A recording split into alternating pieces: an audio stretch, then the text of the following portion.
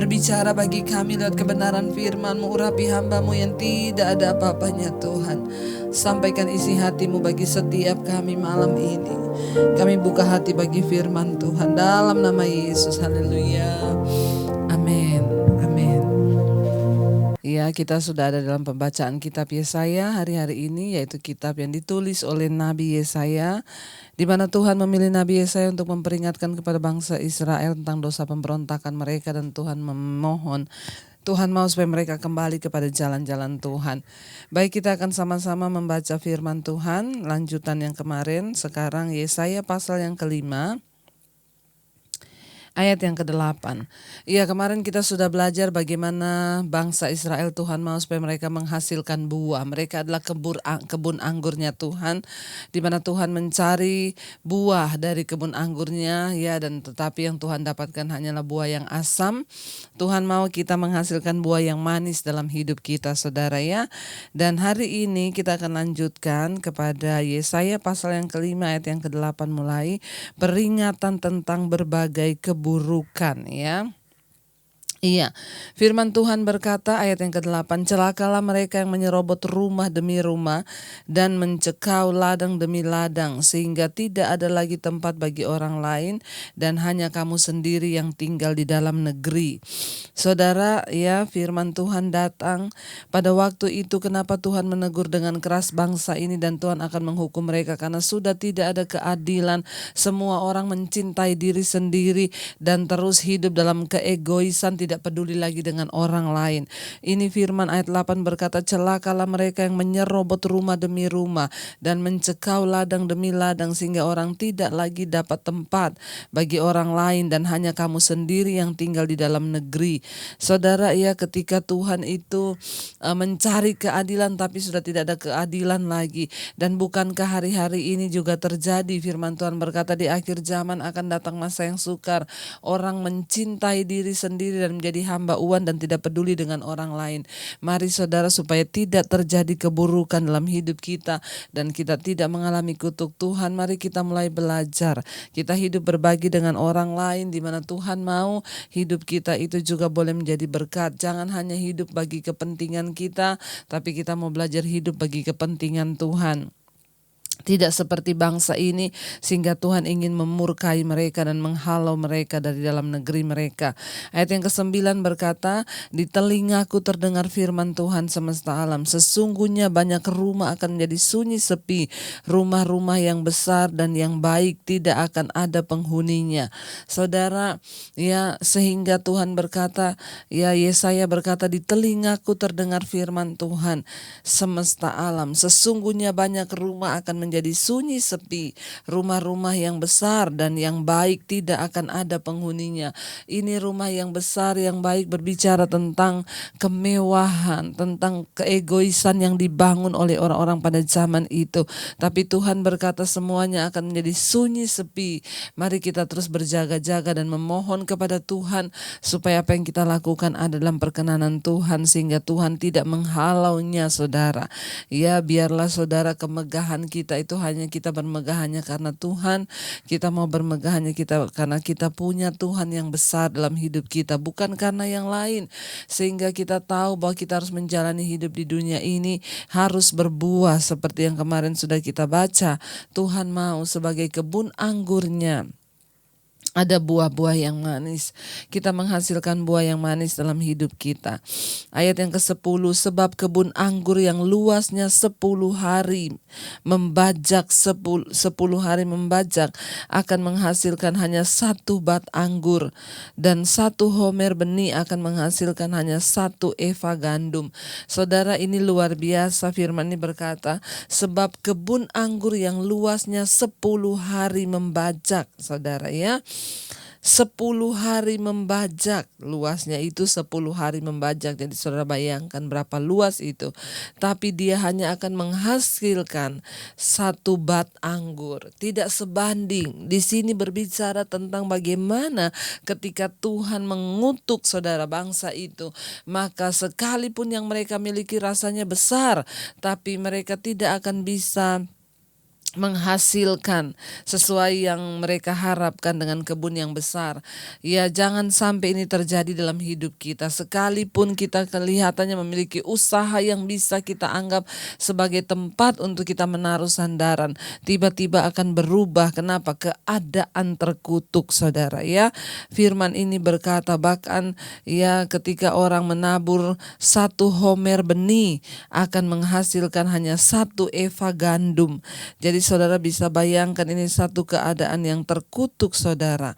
Ya, di mana Tuhan ketika murka dan dia akan melakukan sesuatu yang akan mendatangkan ya kutuk atas bangsa ini. Walaupun mereka memiliki kebun anggur yang 10 hari membajak, itu hanya akan menghasilkan 1 bat anggur.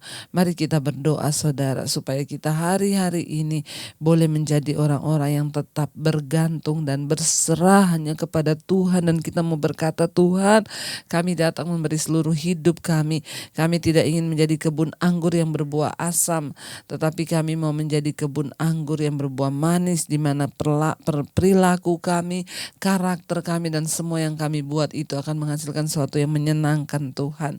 Ayat yang ke-11, ini adalah dosa-dosa keburukan yang Tuhan murkai dari bangsa itu, saudara. Kalau kita lihat judulnya, peringatan tentang berbagai keburukan. Keburukan apa lagi yang mereka lakukan? Mereka hidup dengan tidak adil, menyerobot tanah demi tanah, hidup di dalam keegoisan, ketamakan yang luar biasa. Semua ingin dimakan sendiri tanpa berbagi dengan orang lain. Apalagi yang mereka lakukan yang membuat Tuhan marah.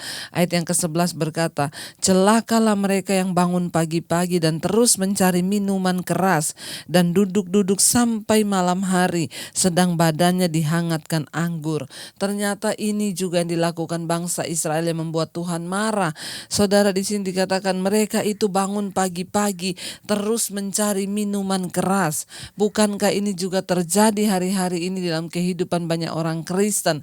Saya masih mendengar banyak yang konseling suaminya, kerjaannya minum-minum, kumpul-kumpul sampai pagi, bahkan main judi. Ini mendukakan hati Tuhan. Ini membuat Tuhan marah sehingga dia akan datangkan kutuk atas kehidupan bangsa ini, saudara. Celakalah mereka yang bangun pagi-pagi dan terus mencari minuman keras. Baru bangun pagi bukannya bersyukur, bukannya memikirkan hari ini aku akan melakukan sesuatu yang berkenan di mata Tuhan. Begitu bangun pagi, apa yang mereka lakukan? Mencari minuman keras, kata firman Tuhan. Bahkan bukan cuma itu, duduk-duduk sampai malam, ya, dan badannya terus dihangatkan oleh anggur. Ini orang-orang yang hanya memuaskan hawa nafsu. Ini yang dimaksud oleh Tuhan, mereka hanya memuaskan hawa nafsu, hidup di dalam kedagingan.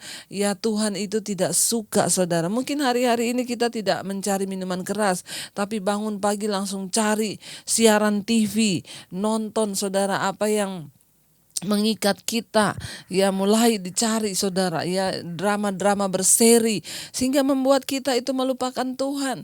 Hari-hari harusnya kita isi dengan hal yang positif, berdampak bagi orang lain, tapi kita sudah terikat, bahkan duduk sampai larut malam, saudara. Ya, apa yang menjadi berhala bagi hidup kita hari-hari ini Tuhan tidak suka. Mari kita berdoa supaya kita menjadi orang-orang yang tidak dikutuki Tuhan karena perbuatan kita. Bangun pagi cari minuman keras, duduk sampai tengah malam, saudara, melakukan semua yang menyakiti hati Tuhan. Mari kita berdoa, saudara. Ya, ayat yang ke-12 di sana dikatakan apa? Kecapi dan gambus, rebana dan suling, serta anggur terdapat dalam perjamuan-perjamuan mereka. Tetapi perbuatan Tuhan tidak dipandangnya dan pekerjaan Tuhan tidak dilihatnya. Setiap hari hanya pesta pora, pakai kecapi, alat musik, nyanyi-nyanyi, saudara. Tapi bukan memuliakan Tuhan. Nyanyi lagu-lagu yang bukan memuliakan Tuhan. Banyak orang hari-hari ini sepanjang hari karaokean, saudara.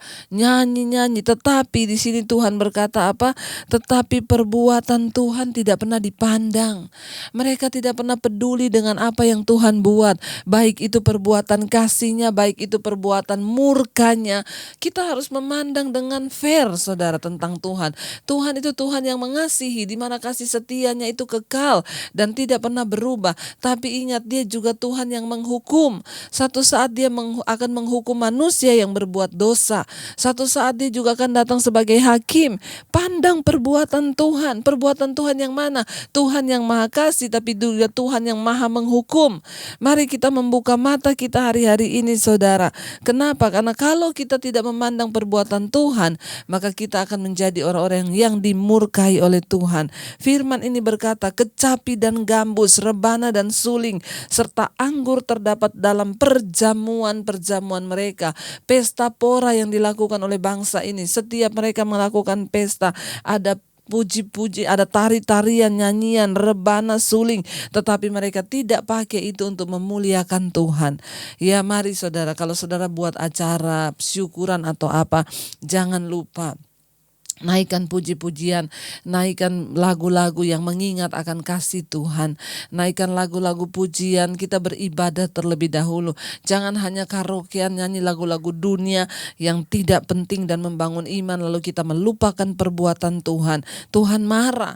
Bangsa itu ada kecapi, gambus, rebana, suling, ada anggur, tetapi mereka perbuatan Tuhan tidak pernah dipandangnya. Bahkan di sini dikatakan pekerjaan Tuhan tidak dilihatnya.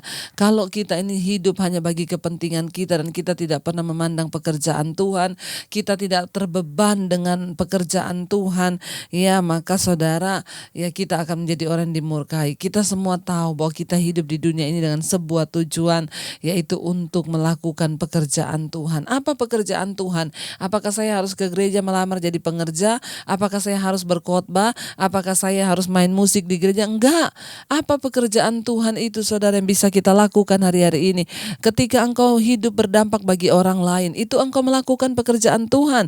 Sebagai seorang suami, engkau hidup menjadi imam yang benar dalam rumah tanggamu, itu engkau sedang melakukan pekerjaan Tuhan. Sebagai istri, engkau hidup menjadi istri, menjadi penolong bagi suami dan anak-anakmu, engkau sedang melakukan pekerjaan Tuhan. Apa itu pekerjaan Tuhan? Jangan salah, jangan gagal fokus hari-hari ini. Seringkali orang berpikir melakukan pekerjaan Tuhan itu waktu dia pelayanan di gereja, waktu dia ikut pelayanan misi ke kampung-kampung, ke desa-desa, enggak. Atau waktu dia harus berkhotbah. Ya saudara, kita semua dipanggil sesuai bagian kita masing-masing. Ketika engkau dipanggil menjadi imam bahkan di rumah tanggamu, keluargamu, mulailah dari rumah tanggamu. Lakukan pekerjaan Tuhan dalam rumah tanggamu. Jadilah imam yang baik sebagai seorang suami. Itu artinya engkau sedang melakukan pekerjaan Tuhan. Bagaimana engkau harus hidup? Engkau berdoa, Tuhan, bagaimana caranya saya menjadi imam yang baik di tengah rumah tangga saya? Itu artinya engkau sedang melakukan pekerjaan Tuhan. Ketika engkau menjadi istri yang baik, taat kepada Tuhan, taat pada suami, engkau juga menjadi istri yang melakukan pekerjaan Tuhan. Jangan sampai Tuhan marah dan menghukum kita. Dia bilang perbuatan Tuhan tidak dipandangnya, pekerjaan Tuhan tidak dilihatnya.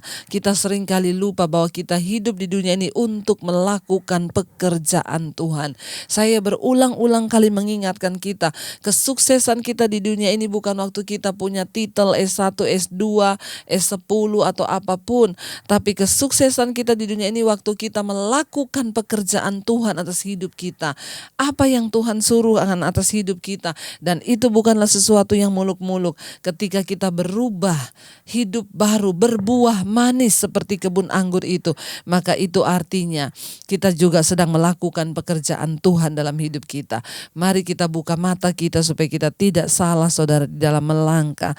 Ayat yang ke-13 berkata, sebab itu umatku harus pergi ke dalam pembuangan oleh sebab mereka tidak mengerti apa-apa. Saudara, kenapa Tuhan membuang kita? Kenapa kita dikutuk oleh Tuhan? Karena umatku, kata Tuhan, tidak mengerti apa-apa. Ada banyak orang yang hidup menjadi orang Kristen tapi tidak mengerti apa-apa.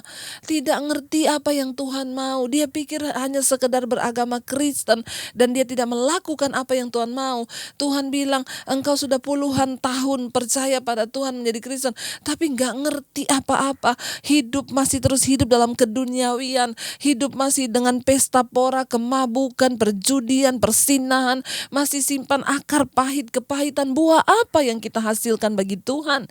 Sebagai kebun anggurnya Tuhan, apa yang bisa dinikmati dari hidup kita?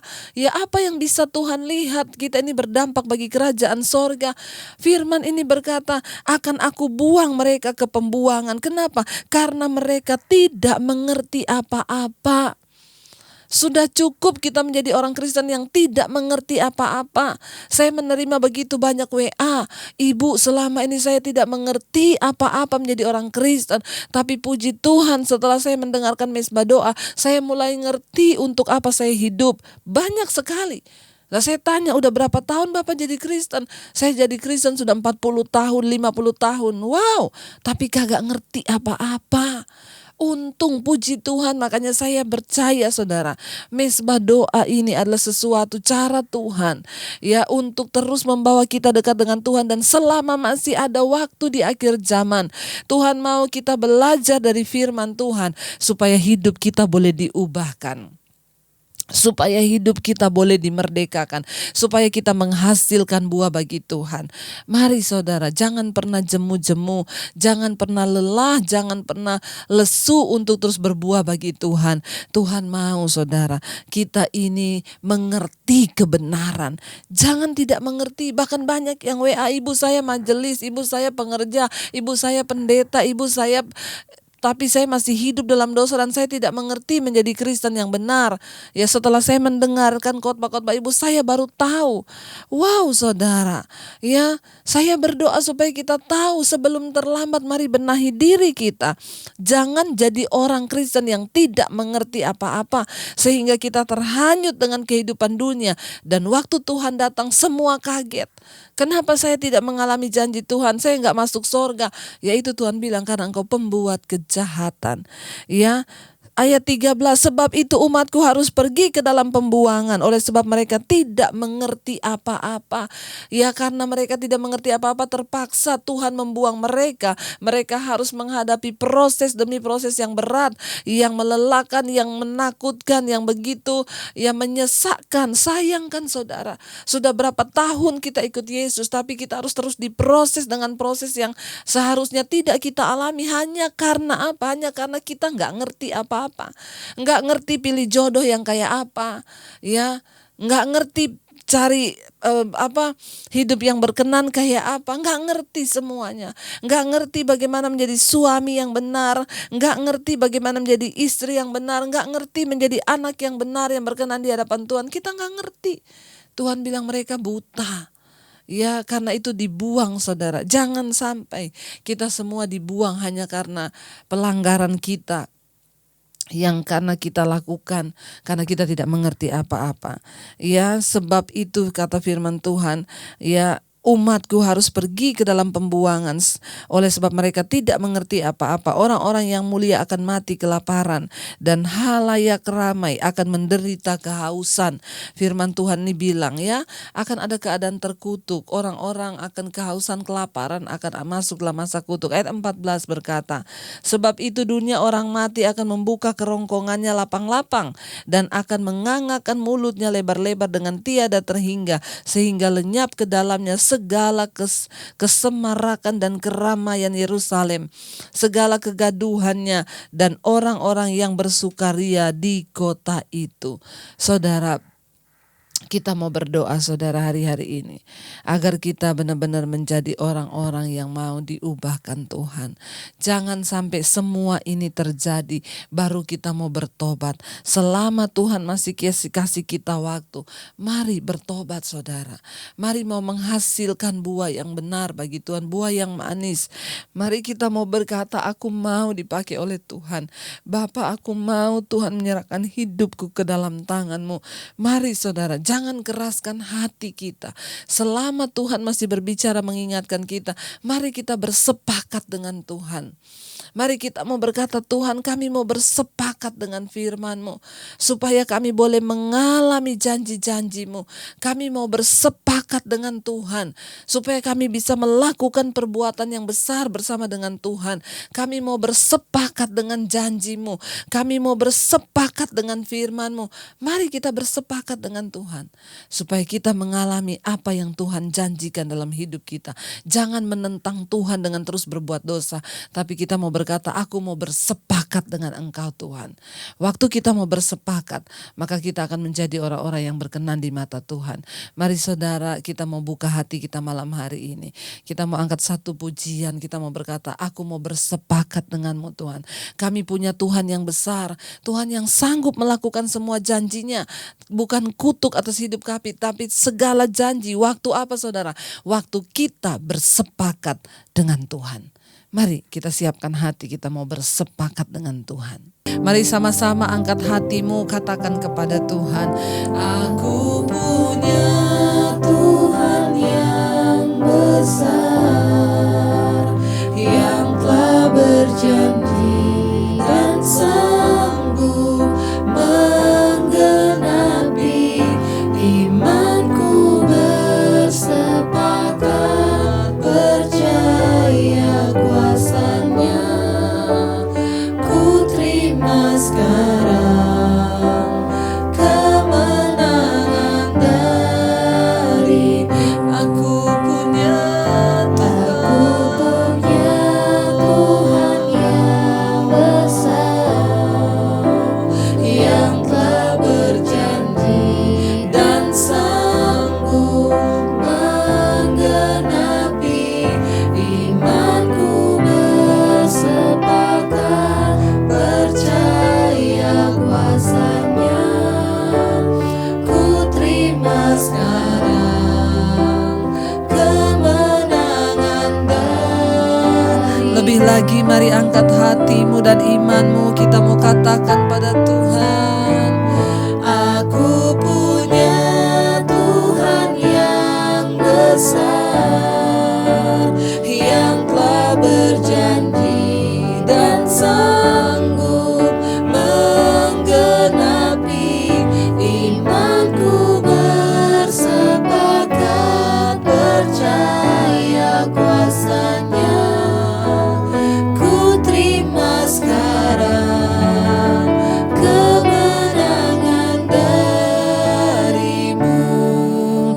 Kami mau bersepakat dengan Engkau Tuhan, bahwa kami punya Tuhan yang besar, Tuhan yang sanggup meluputkan, membentengi, menjawab setiap doa-doa kami, bahkan melepaskan kami ketika kami ada dalam kesesakan. Kami mau bersepakat dengan Tuhan. Ajar kami bersepakat dengan Tuhan. Itu yang sulit bagi Tuhan untuk menjawab persoalan kami. Terlalu mudah, hanya semudah Dia berfirman.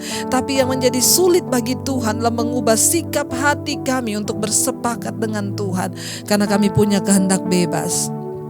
Ajar pada kami Tuhan untuk selalu hidup dalam takut akan Tuhan, untuk selalu mengikuti janji-janji, mengikuti jalan-jalan-Mu dalam hidup kami Bapa. Tuhan, teguhkan setiap kami, mampukan setiap kami hari-hari ini Tuhan untuk hidup dalam perkenanan Tuhan. Berkati Bapa setiap anak-anak-Mu yang hari-hari ini terus ada dalam pergumulan. Tuhan memberikan kekuatan kepada mereka, apapun pergumulan mereka Tuhan sanggup menjadi jawaban. Kami terus berdoa Bapa, berikan kami kekuatan-Mu Tuhan untuk hidup sungguh-sungguh dekat dengan Tuhan, untuk sungguh-sungguh mengejar perkenanan Tuhan dan percaya bahwa Tuhan sanggup melakukan segala perkara di hidup kami Bapa. Segala pujian, hormat, kemuliaan hanya bagi Engkau Tuhan Yesus, Raja di atas segala raja. Kami mengangkat tangan kami hari ini untuk menerima berkat-Mu. Diberkatilah Engkau dalam kehidupan-Mu, diberkati rumah tangga-Mu, diberkati kesehatan-Mu, diberkati keuangan-Mu, diberkati semua yang Kau lakukan dengan tangan-Mu Tuhan, membuatnya berhasil, bahkan hidup-Mu menjadi tanda bagi kemuliaan-Nya. Terimalah kiranya berkat dalam nama Bapa, cinta kasih dari Tuhan Yesus Kristus, penyertaan manis Allah Roh Roh Kudus menyertai hidupmu mulai dari hari ini bahkan sampai kali yang kedua Tuhan Yesus datang menjemput kita semua. Namamu tercatat di dalam kitab kehidupan. Dalam nama Yesus yang percaya diberkati Tuhan, katakan bersama. Amin. Amin. Tuhan memberkati saudara. Tetaplah bersuka cita, tetaplah percaya kepada Tuhan apapun keadaan kita. Tuhan Yesus memberkati. Jika Anda diberkati dengan channel saya, jangan lupa tekan tombol subscribe, dan jangan lupa like, share, dan komen. Dan jangan lupa untuk mengklik tombol lonceng di bawah ini, supaya Anda mendapatkan pemberitahuan setiap kali saya mengupload video-video yang baru. Jangan takut, karena gratis. Tuhan memberkati.